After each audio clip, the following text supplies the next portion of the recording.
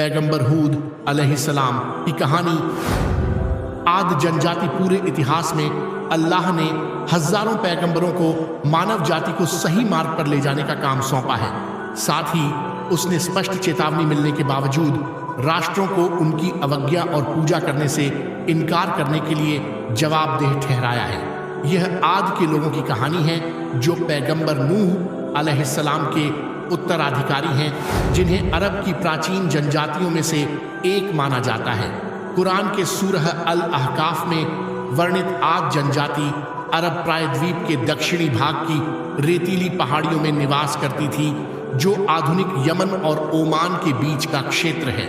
कुरान में सूरह अल फज्र आयत 6-8 में भी उल्लेख है, क्या तुमने नहीं सोचा कि तुम्हारे रब ने आद इरम के साथ कैसा व्यवहार किया, जिसके पास ऊंचे ऊंचे स्तंभ थे, जिसके जैसे धरती में कभी पैदा नहीं हुए। मौदूदी की तफसीर से प्राचीन आद को आद लराम इसलिए कहा जाता है क्योंकि वे सेमिटिक जाति की उस शाखा से संबंधित थे जो नूह, उन पर शांति हो, के बेटे शेम के बेटे ईरम से उत्पन्न हुई थी। आद के लोग अपनी ऊंची कद काठी और शारीरिक तंदुरुस्ती के लिए मशहूर थे। वे ऊंची ऊंची इमारतें बनाने में माहिर थे, जो पड़ोसी जनजातियों और राष्ट्रों से भी बढ़कर थीं, जिससे उनमें अहंकार और अज्ञानता का भाव पैदा हो गया। और जो लोग जनजाति पर शासन करते थे वे अन्यायी थे, उनकी शक्ति अनियंत्रित और निर्विवाद थी। आद के लोग अल्लाह सुब्हानहू व तआला के अस्तित्व से पूरी तरह अनभिज्ञ नहीं थे। वे अल्लाह सुब्हानहू व तआला के साथ साथ कई अन्य देवताओं की भी पूजा करते थे, जिन्हें वे भगवान मानते थे। उन्होंने इन देवताओं का प्रतिनिधित्व करने वाली मूर्तियां गढ़ी और अल्लाह सुब्हानहू व तआला के साथ उनकी पूजा की। परिणाम स्वरूप अल्लाह सुब्हानहू व तआला ने उन्हें एकेश्वरवाद की ओर मार्गदर्शन करने के लिए एक पैगंबर भेजने का फैसला किया। पैगंबर ने यह महत्वपूर्ण कार्य पैगंबर हूद को सौंपा, जो उसी जनजाति से थे। अल्लाह सुब्हानहू व तआला कुरान में कहता है, और आद हमने उनके भाई हूद को भेजा। उसने कहा, ऐ मेरी कौम, अल्लाह की इबादत करो, तुम्हारे लिए उसके अलावा कोई पूज्य नहीं है, तो क्या तुम उससे नहीं डरते? सूरह अल आराफ आयत 65। पैगंबर हूद, उन पर शांति हो, ने अपने लोगों से अल्लाह सुब्हानहू व तआला की इबादत करने और बाकी सभी तरह की इबादत को त्यागने के लिए कहा। उन्होंने अपने लोगों से अपने हाथों से बनाए गए देवताओं की पूजा करने की तर्कसंगतता पर सवाल उठाने का आग्रह किया। पैगंबर हूद अलैहिस्सलाम ने उन्हें याद दिलाया कि यह अल्लाह सुब्हानहू व तआला ही थे जिन्होंने उन्हें जीवन और मृत्यु दी। अल्लाह सुब्हानहू व तआला अकेला है जिसने उन्हें उनके कौशल से आशीर्वाद दिया, और इसलिए वह उनकी अविभाजित और ईमानदार पूजा का एकमात्र हकदार है। और आद के पास उनके भाई हूद को भेजा। उसने कहा, ऐ मेरी कौम, अल्लाह की इबादत करो, उसके अलावा तुम्हारा कोई माबूद नहीं है, तुम सिर्फ झूठ गढ़ने वाले हो। ऐ मेरी कौम, मैं तुमसे इसके लिए कोई इनाम नहीं मांगता, मेरा इनाम तो बस उसी से है जिसने मुझे पैदा किया, फिर क्या तुम तर्क नहीं करते? सूरह हूद आयत 50-51। कबीले के सरदारों ने उन पर विश्वास करने से इनकार करते हुए पैगंबर हूद का मजाक उड़ाया और उन्हें मूर्ख और झूठा करार दिया। उनकी कौम में से जो लोग इनकार करते थे, उन्होंने कहा, वास्तव में हम तुम्हें मूर्खता में देखते हैं और वास्तव में हम समझते हैं कि तुम झूठ बोलने वालों में से हो। सूरह अल अराफ आयत 66। पैगंबर हूद अलैहिस्सलाम ने जवाब दिया, ऐ मेरी कौम, मुझ में कोई मूर्खता नहीं है, बल्कि मैं तो सारे जहान के रब की तरफ से भेजा गया एक रसूल हूँ। मैं अपने रब के पैगाम तुम तक पहुँचाता हूँ और मैं तुम्हारा भरोसेमंद सलाहकार हूँ। फिर क्या तुम इस बात पर हैरान हो कि तुम्हारे रब की तरफ से तुम्हारे पास तुम में से ही एक आदमी के जरिए एक नसीहत आई है ताकि वह तुम्हें डराए? और याद करो जब उसने नूह की कौम के बाद तुम्हें उत्तराधिकारी बनाया और तुम्हारी कद काठी को बहुत बढ़ाया, तो अल्लाह के उपकारों को याद करो ताकि तुम कामयाब हो सको। सूरह अल अराफ आयत 67-69। लोगों द्वारा उनके संदेश के प्रति प्रतिरोध के बावजूद पैगंबर हूद अलैहिस्सलाम धैर्यवान और दृढ़ रहे। उन्होंने अपने लोगों से अपने तरीकों में गलती को समझने का आग्रह करना जारी रखा और उन्हें अल्लाह की इबादत के लिए खुद को पूरी तरह समर्पित करने के लिए प्रोत्साहित किया।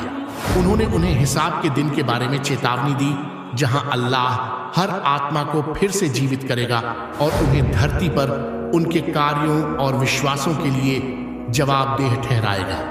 हालांकि बहुदेववादी लोग उनकी भौतिकवादी गतिविधियों में डूबे हुए और अपनी अज्ञानता से अंधे हो चुके थे, वे उनकी बात सुनने को तैयार नहीं थे। उन्होंने अपने भाई का मजाक उड़ाया और पूछा, ऐ हूद, क्या तुम कहते हो कि जब हम मर जाएंगे और मिट्टी में मिल जाएंगे तो फिर से जी उठेंगे? पैगंबर हूद अलैहिस्सलाम ने जवाब दिया, हाँ, तुम क़यामत के दिन वापस आओगे और तुम में से हर एक से पूछा जाएगा कि तुमने क्या किया। उन्होंने उपहास करते हुए फुसफुसाते हुए कहा, हूद के दावे कितने अजीब हैं। हूद अलैहिस्सलाम से आखिरी दिन के बारे में कई सवाल पूछे गए। उन्होंने धैर्यपूर्वक अपने लोगों को उत्तर देते हुए समझाया कि क़यामत के दिन पर विश्वास अल्लाह सुब्हानहू व तआला पर विश्वास करने के लिए महत्वपूर्ण है।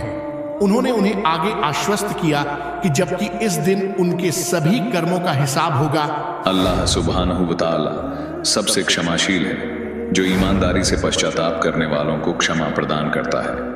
उन्होंने पैगंबर हूद अलैहिस्सलाम की सभी बातें सुनी, लेकिन फिर भी आद ने सच्चाई को स्वीकार करने से इनकार कर दिया।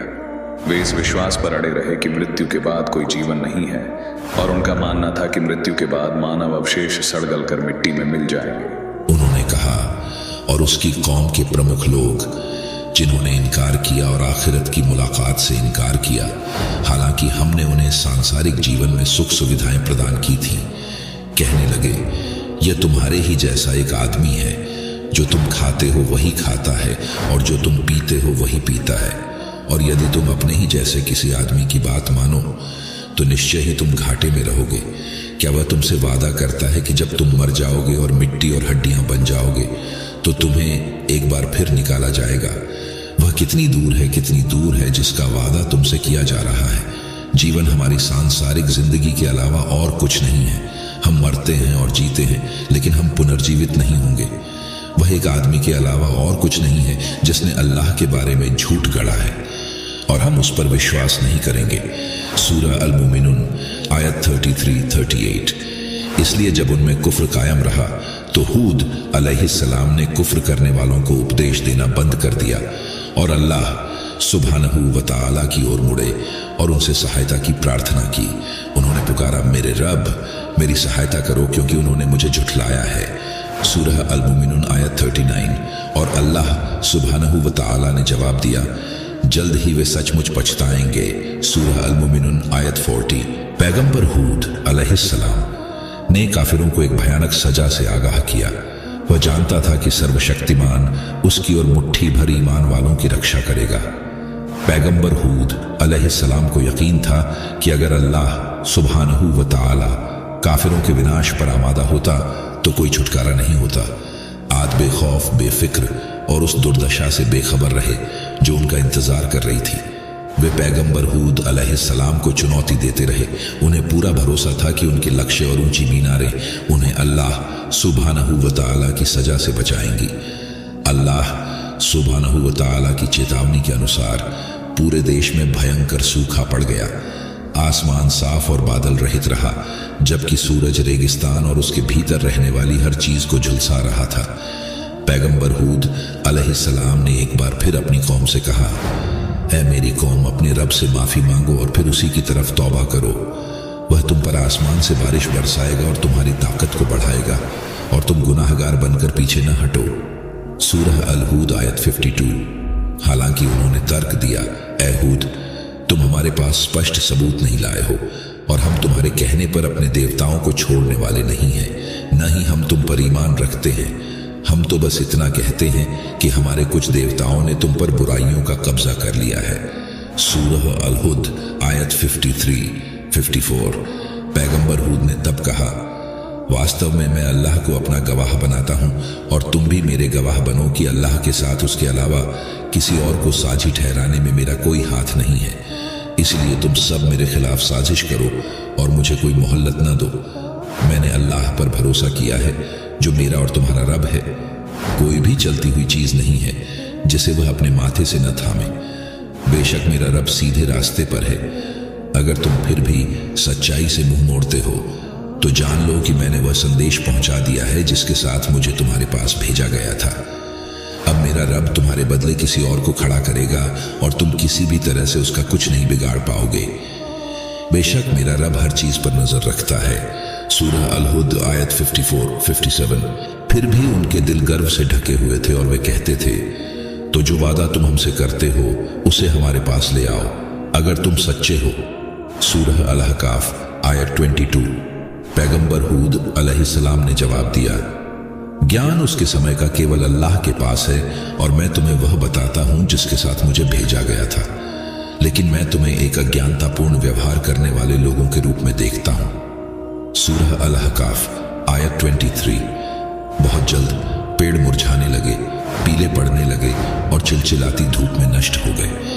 जब घने बादल घाटी के पास पहुंचे तो आद ने खुशी मनाई, ये एक बादल है जो हमें बारिश ला रहा है। लेकिन पैगंबर हूद अलैहिस्सलाम ने जवाब दिया, नहीं, ये वही है जिसे तुम जल्दी से लाना चाहते थे। एक भयंकर हवा जो दर्दनाक सजा लेकर आई। मौसम तेजी से चिलचिलाती गर्मी से चुभने वाली ठंड में बदल गया। अपने साथ एक भयंकर आंधी लेकर आया जिसने पेड़ों और उसके पीछे की हर चीज को उखाड़ दिया। ऊंची ऊंची इमारतें जो कभी आद के लिए गर्व का स्रोत थीं, बेरहम हवा के सामने शक्तिहीन हो गईं।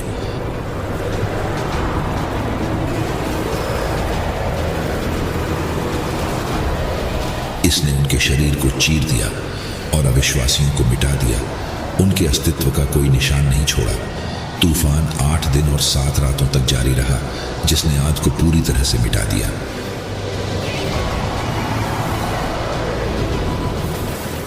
केवल पैगंबर हूद अलैहिस्सलाम और उनके अनुयायियों को इस कठिन परीक्षा से बचाया गया। वे हद्रामौत चले गए जहां वे शांतिपूर्वक अल्लाह सुब्हानहू व तआला की इबादत करते रहे।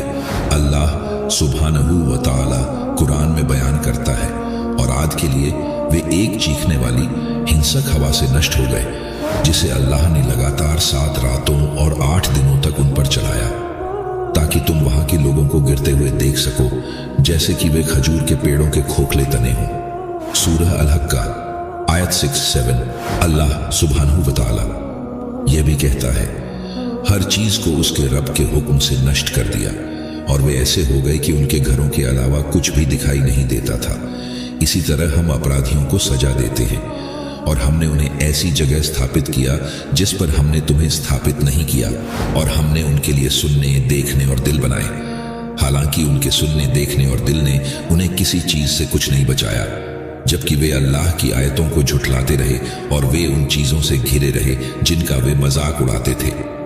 और हमने तुम्हारे आसपास की बस्तियों को नष्ट कर दिया है और हमने निशानियों को अलग अलग किया है ताकि शायद वे फिर जिन लोगों को उन्होंने अल्लाह के अलावा पूज्य बना रखा था, जिनके जरिए वे उसके पास आते थे, उन्होंने उनकी मदद क्यों नहीं की, बल्कि वे उनसे भटक गए थे और यही उनका झूठ था और वे वही बातें गढ़ रहे थे। सूरह अल-अहकाफ आयत 25-28।